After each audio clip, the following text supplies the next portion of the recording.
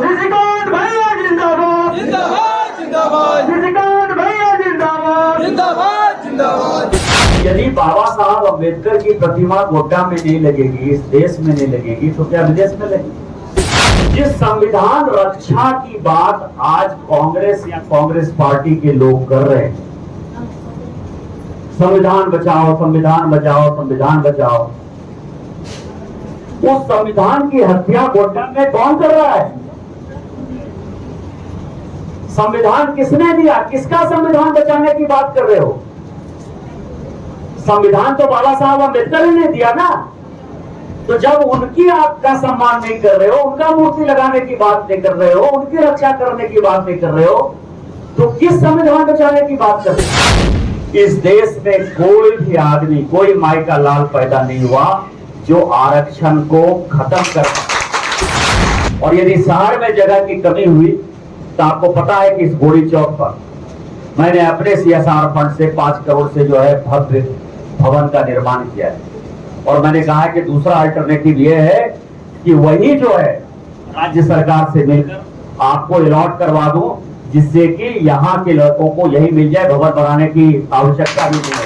बहुत जबरदस्त है। हमारा नेता कैसा हो, हमारा नेता कैसा हो। यदि बाबा साहब अम्बेडकर का संविधान नहीं होता तो शायद मैं MP नहीं होता, ललन जी भी MP नहीं मिले हैं। इस कार्यक्रम में मंचासी हमारे विधायक, जहाँ मेरा पैतृक घर है, वहाँ के विधायक माननीय श्री ललन पासवान जी, नहीं हो पाएगा सर। इस कार्यक्रम की पूरी रूपरेखा बनाने वाले रंजीत दास जी, हमारे छोटे बच्चे आलोक पासवान जी, जो कि SC मोर्चा के अध्यक्ष भी हैं जिला के, और आए हुए तमाम पदाधिकारीगण, बहनों भाइयों, मीडिया कर्मी। आज हम पूरा परिवार ही इस कार्यक्रम में सम्मिलित होने के लिए आए हैं। ललन पासवान जी हमारे विधायक हैं, घर के हैं, तो ये भी आए हैं। उनके छोटे भाई आलोक हैं, मेरा छोटा भाई यहाँ संतोष बैठा हुआ है, और मेरा बेटा जो है ये कनिष्क बैठा हुआ, और मेरे एक भाई और आए हैं उत्तर प्रदेश से, चुनाव लड़े थे जौनपुर से, अजय धुबी साहब आए हुए। तो आप समझ सकते हैं कि हमारे लिए ये कार्यक्रम कितना महत्वपूर्ण होगा। मैं अभी ललन जी को सुन रहा था, और ललन जी को मैं वर्षों से जानता हूं, और हमेशा इन्होंने समाज की उन्नति के लिए, समृद्धि के लिए, इसके विकास के लिए, बच्चों के विकास के लिए हमेशा संघर्ष किया है, लड़ाई की। आलोक को भी मैं जानता हूं, लेकिन हाल फिलहाल के दिनों में मैं जिनके संपर्क में आया, और संपर्क का कारण केवल सामाजिक था, रंजीत दास जी के संपर्क में। एक लड़का है, कम उम्र का लड़का है, और वो समाज के लिए नहीं, अम्बेडकर, बाबा साहब अम्बेडकर, जिन्होंने कि हमें संविधान दिया, जिनके कारण हमारे जैसे लोग सांसद विधायक हैं। यदि बाबा साहब अम्बेडकर का संविधान नहीं होता तो शायद मैं MP नहीं होता, ललन जी भी MP नहीं मिले हैं। उनकी एक भव्य प्रतिमा निर्माण कर रहा है, मतलब छोटी सी चीज, कोई बड़ी चीज नहीं है, या कोई ऐसा नहीं है कि कोई ऐसा डिमांड है जो कि बड़ा डिमांड है। अखबारों में मैं पढ़ता रहा, और ये पता चला कि यहाँ की जो स्थानीय राज्य सरकार है, कांग्रेस की सरकार और झारखंड मुक्ति मोर्चा की सरकार, और जिला प्रशासन है जिसका नेतृत्व अभी जो मेरे खिलाफ कांग्रेस के उम्मीदवार हैं वो, क्योंकि वही सबसे प्रभावी विधायक, और जितने विधायक हैं वो सभी उसका विरोध कर रहे हैं कि हम इस जगह पर, संयोग से बात करते करते मेरा भतीजा भी यहाँ आ गया है रेवल, तो आप समझ सकते हैं पूरा परिवार ही पहुंच गया, तो उसका पूरा प्रशासन विरोध कर रहा है। मैंने कहीं से नंबर लिया और मैंने बातचीत करके उसको समझने की कोशिश की। उन्होंने मुझे एक नक्शा व्हाट्सएप किया कि ये बाबा साहब अम्बेडकर की प्रतिमा हम पुराने समारोहनालय के सामने जो है बिठाना चाहते हैं, और ये हमारा नक्शा है। मेरा नक्शा तो ठीक है, ये बनेगा कैसे? क्या समाज सहयोग करेगा? हमने बिना उनके कुछ बोले हुए कहा कि आप बहुत बढ़िया काम कर रहे हैं, समाज के लिए इससे बढ़िया कोई काम नहीं हो सकता है, बाबा साहब अम्बेडकर को इससे बड़ी श्रद्धांजलि नहीं हो सकती, और मेरा आपका तन मन धन से सहयोग।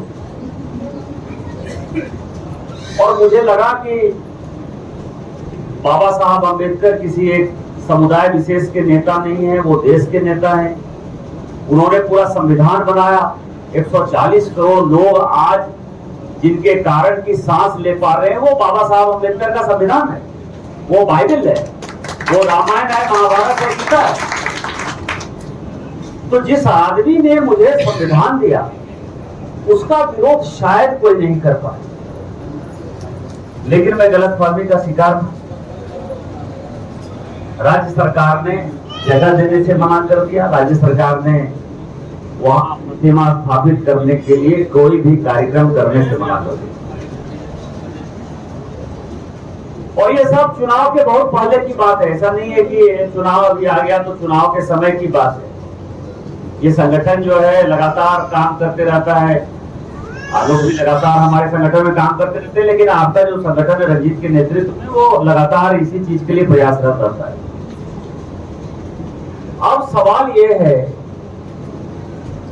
यदि बाबा साहब अम्बेडकर की प्रतिमा गोड्डा में नहीं लगेगी, इस देश में नहीं लगेगी, तो क्या विदेश में लगेगी?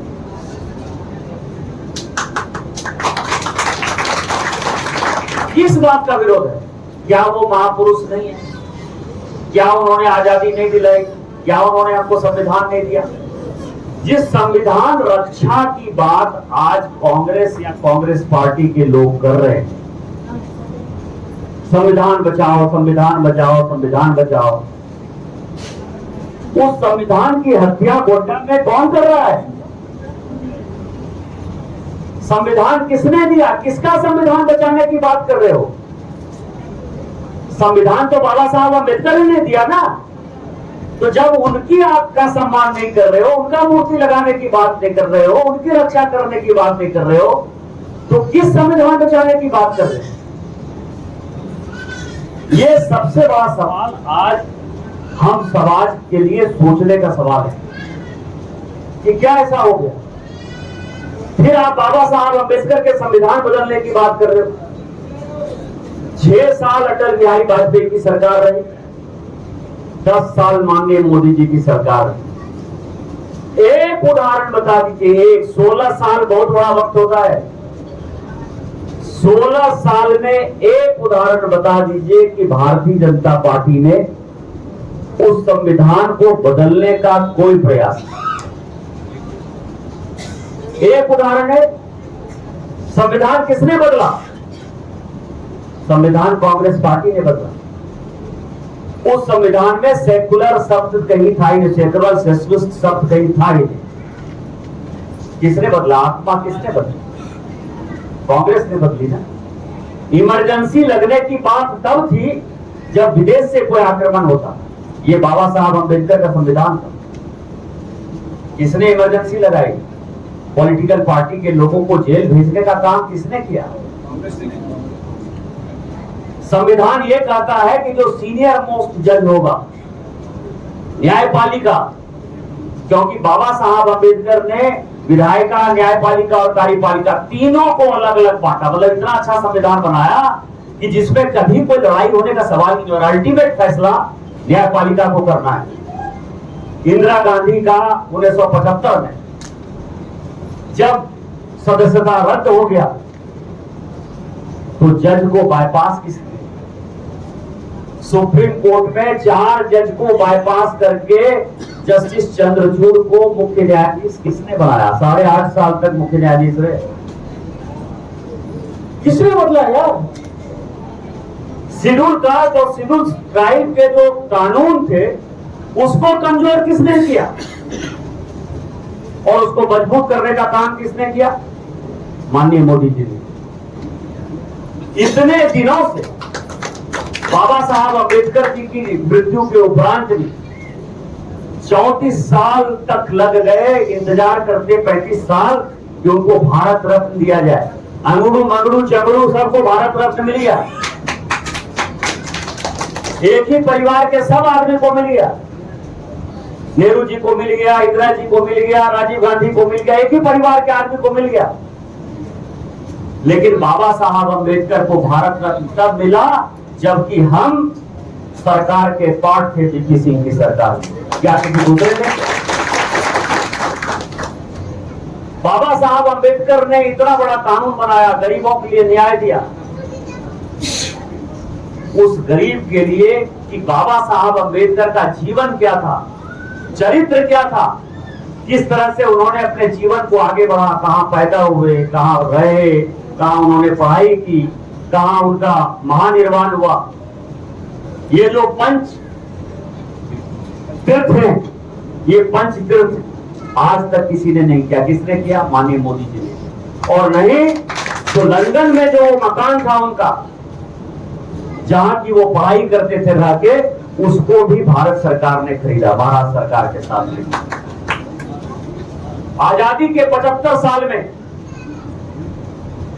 जब संविधान पर चर्चा होने लगी कि संविधान बना बाबा साहब अम्बेडकर का क्या था, तो माननीय मोदी जी ने 2 दिन तक पार्लियामेंट में केवल बाबा साहब अम्बेडकर पर और संविधान पर ही चर्चा की। क्या इसके पहले कोई चर्चा हुई?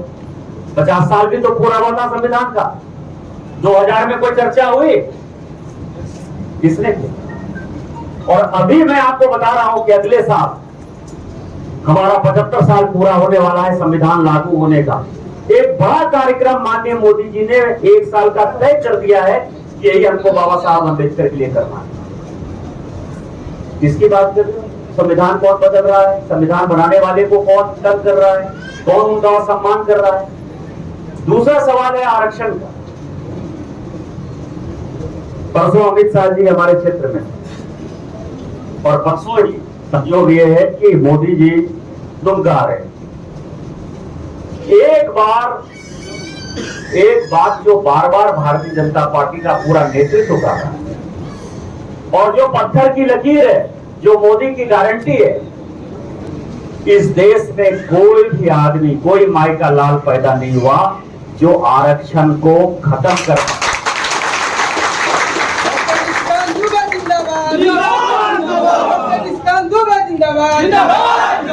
और खत्म करना तो दूर की बात है, उसको कम भी करने का किसी को साथ, तो कम भी नहीं करेगा।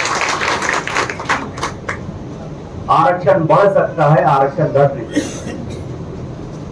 तो जब ये काम हो नहीं सकता, गांव गरीब किसान के लिए, मजदूर के लिए, शेड्यूल कास्ट शेड्यूल ट्राइब के लिए विशेष तौर पर मोदी जी काम करते हैं। तो कोई मुद्दे पर कभी आपने देखा है कि 10 साल में किसके लिए क्या काम किया है, इस पर कोई पार्टी चर्चा कर रही है कि 10 साल में हमने गरीबों के लिए क्या किया? जो गवर्नर पासवान जी बोल रहे थे कि हमने जाति के बंधन को तोड़ा है, तो एक उन्होंने जो है एक क्लास ही बना दिया कि महिलाओं का अलग क्लास होगा, किसानों का अलग क्लास होगा, युवाओं का अलग क्लास होगा। इन्होंने बना दिया कि सभी है महिला, सभी है युवा, सभी है किसान, सभी है जन कल्याण में लगे हुए लोग। 10 साल में कौन सा ऐसा आदमी है schedule caste schedule tribe OBC का या जनरल क्लास का जिसको कि मोदी जी ने नहीं छुआ? इस पर कोई चर्चा क्या है? संविधान बदली देते, आरक्षण खत्म करते, जो मुद्दा है ये दो मुद्दे महत्वपूर्ण हैं। मुझे भी कहीं एक जगह जाना है, मुझे आपके साथ बहुत लंबा बात करना था। एक है कि बाबा साहब अम्बेडकर की भव्य प्रतिमा यहां लगेगी या नहीं लगेगी।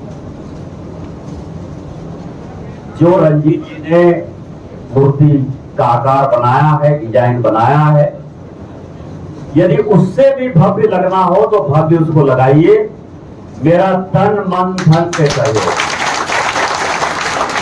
अब ये सरकार यदि नहीं बनाएगी तो जैसे ही सरकार बनेगी भारतीय जनता पार्टी की, जनवरी 2025 में उस जगह को मार्क करके माननीय मुख्यमंत्री को मैं खुद ही लेकर आऊंगा, इसका शिलान्यास कराऊंगा।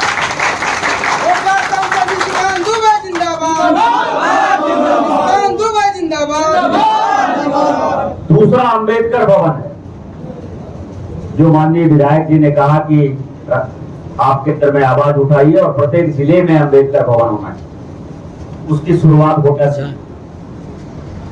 और मैं प्रयास ये कर रहा हूं कि आपका जो ट्रस्ट, उस ट्रस्ट को कम से कम 1 एकड़ जमीन, छोटा नहीं बनाना है,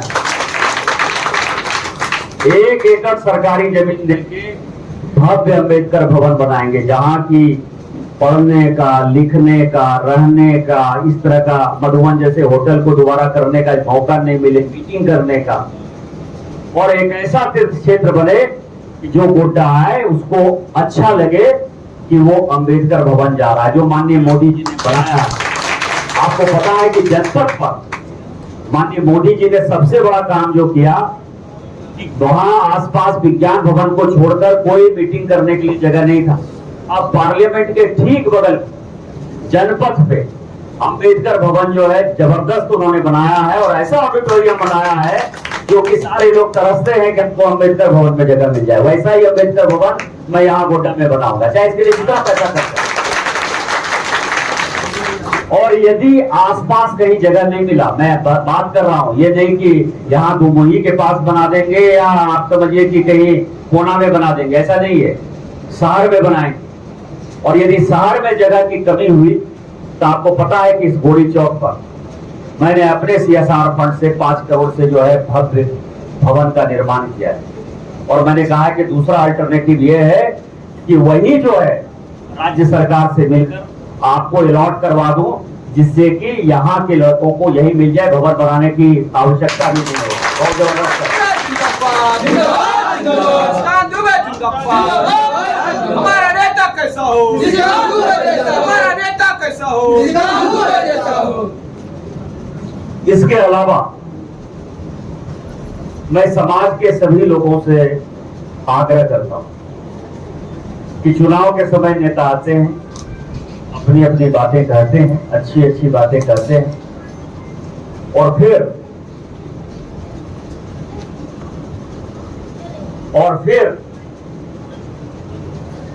चले जाते हैं। 5 साल के बाद ही हम भी ढूंढते हैं, वो भी ढूंढते हैं।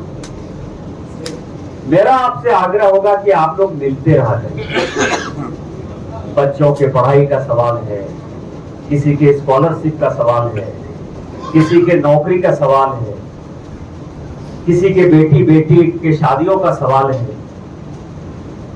और अपनी बातों को कहने का सवाल है। मैं आपको बताऊं कि भारत सरकार ने मुझे 2 लोगों को नॉमिनेट करने का अधिकार दिया दिशा कमेटी में आलोक। मैंने अपने तरफ से प्रयास किया कि क्योंकि वो शेड्यूल कास्ट को ही जाना है, शेड्यूल ट्राइब को ही जाना है, कि वो प्रतिनिधि के तौर पर काम करे। लेकिन पिछले 5 साल का मेरा अनुभव है कि वो काम होता नहीं है, करते नहीं है, समाज के लिए करते नहीं है। तो अगली बार जब मौका मिल रहा है, इस मौके में मैं कहूंगा कि आप लोग अपने में से किसी को चुन लीजिए। 2 लोगों को मैं सांसद प्रतिनिधि के तौर पर दिशा कमेटी में जो है, और उससे आप काम करते रहिए। समाज में काम करने का इससे बढ़िया मौका नहीं। लेकिन जब आप मिलते रहेंगे, जुलते रहेंगे, एक दूसरे को जानते रहेंगे, तो कभी भी ये समस्या नहीं होगी कि मैं अहंकारी हूं, कि घमंडी हूं, कि मैं किसी से मिलता नहीं, किसी से जुलता नहीं। आपको लगेगा कि मैं अहंकारी नहीं हूं, घमंडी नहीं हूं, सबसे मिलता जुलता हूं। और कंधे से कंधे मिलाकर जब काम करेंगे तो एक समाज बनेगा। समाज बनेगा तो गोड्डा का आज उत्थान होगा। जब मैं 2009 में चुनाव यहाँ लड़ने के लिए आया था तो एक रेमंड्स का शोरूम था। आज 4 किलोमीटर का जो है मार्केट दिखाई दे रहा है, शॉपिंग मॉल दिखाई दे रहा है, अडानी का पावर प्लांट है, सीमेंट प्लांट है, रेल है, सारी चीजें दिखाई दे रही।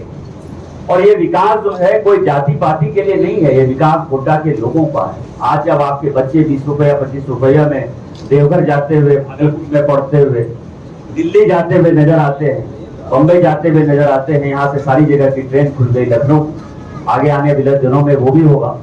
ये जो विकास है, ये विकास सर्वलक्षित होगा, सर्व प्रभावी होगा, सर्वस्पर्शी होगा और सभी लोगों को साथ लेकर चलेगा।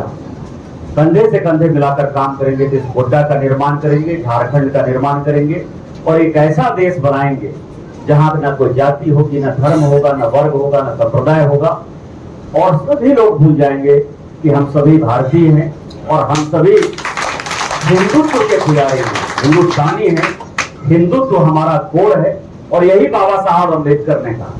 मैं आपको बताऊं कि बाबा साहब अम्बेडकर को जितना मैंने पढ़ा है, 2 बार उनको मौका मिला जब गोलमेज सम्मेलन से 1932-33 में वो इंग्लैंड से लौट के आए, तो उनको एक मौका मिला कि वो एक अलग राष्ट्र और देश की बात करें।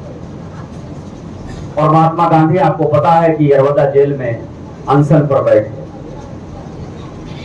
जो कमेटी बनी, हमारा और आपका कैसा संबंध है ये मैं बता रहा हूं। जो कमेटी बनी और जहां से आरक्षण की बात शुरू हुई, मैं इतिहास के पन्नों की बात कर रहा हूं। वो कमेटी पंडित मदन मोहन मालवीय के नेतृत्व में, और पंडित मदन मोहन मालवीय जिन्होंने की बनारस हिंदू यूनिवर्सिटी की स्थापना की, उनके साथ डॉक्टर अंबेडकर ने तय किया कि किसी कीमत पर इस देश का खंडन नहीं होने दूंगा, विखंडन नहीं होने दूंगा, लेकिन लोकसभा में, विधानसभा में और नौकरियों में ये सारे जगह पर ऐसा आरक्षण होगा जिसमें कि ये जो छुआछूत की भावना है, एक दूसरे को नीचा दिखाने की भावना है, वो खत्म हो गई और जिसने कि इस देश के निर्माण में एक बड़ा देश क्रिएट किया। दूसरा, जब संविधान बनने लगा, आप पूरे पार्लियामेंट्री डिबेट को देखिए, उन्होंने कहा कि जो लोग क्रिश्चियन बन जाएंगे शेड्यूल कास्ट और जो लोग मुसलमान बन जाएंगे शेड्यूल कास्ट, उनको किसी कीमत पर रिजर्वेशन नहीं देंगे। ये बाबा साहब अम्बेडकर ने कहा, ये हमने नहीं कहा। उनके पूरे डिबेट को पढ़िए, सारे लोग उनसे खफा थे क्योंकि शेड्यूल ट्राइब के लिए क्रिश्चियन में कन्वर्ट होने के बाद भी वो शेड्यूल ट्राइब हो सकते हैं, मुस्लिम में कन्वर्ट होने के बाद भी वो शेड्यूल ट्राइब हो सकते हैं। लेकिन बाबा साहब अम्बेडकर अड़ गए कि आपको शेड्यूल ट्राइब को जो करना है कर दीजिए, जिसके कारण आप समझिए स्थिति ऐसी है कि बांग्लादेशी घुसपैठिए शेड्यूल ट्राइब की आबादी को घटा रहे हैं। लेकिन बाबा साहब अम्बेडकर ने कहा कि जो हिंदुत्व में रहेगा, और यही कारण है कि जब परिवर्तन भी उसमें हुआ तो जो भारत के धर्म है, चाहे जैनिज्म है, चाहे सिखिज्म है, चाहे बुद्धिज्म है, उसको केवल उन्होंने अपवाद दिया कि नहीं ये सब भारतीय धर्म है और सभी हिंदू धर्म से ही निकला हुआ है, इसलिए उसमें कोई परेशानी नहीं है। लेकिन जो क्रिश्चियन हो जाएगा और जो मुस्लिम हो जाएगा उसको रिजर्वेशन नहीं मिलेगा। और हम जवाहरलाल नेहरू को उन्होंने कहा कि आपको जो शेड्यूल ट्राइब के लिए फैसला करना है करिए। मैं शेड्यूल कास्ट से आता हूं, मैं उसको दर्द को समझता हूं, मैं उसके इतिहास को जानता हूं कि वो कट्टर हिंदू रहा है, उसने अपनी कुर्बानी दी है हिंदुत्व के लिए, इसीलिए जो धर्म परिवर्तन करेगा उसको रिजर्वेशन नहीं मिलेगा। यही बाबा साहब अम्बेडकर का भारतीयत्व था, हिंदुस्तानी इसी कारण से थे और यही हिंदुत्व है, उसी की अपने को रक्षा करनी है। और ये जो मौका है चुनाव, ये चुनाव यही मौका है कि हम लोगों को नरेंद्र मोदी जी को तीसरी बार प्रधानमंत्री बनाना है। उसके लिए आप सबों के सहयोग की आवश्यकता है। आशा है कि आपका पूर्ण सहयोग मिलेगा। इन्हीं शब्दों के साथ जय हिंद, जय भारत।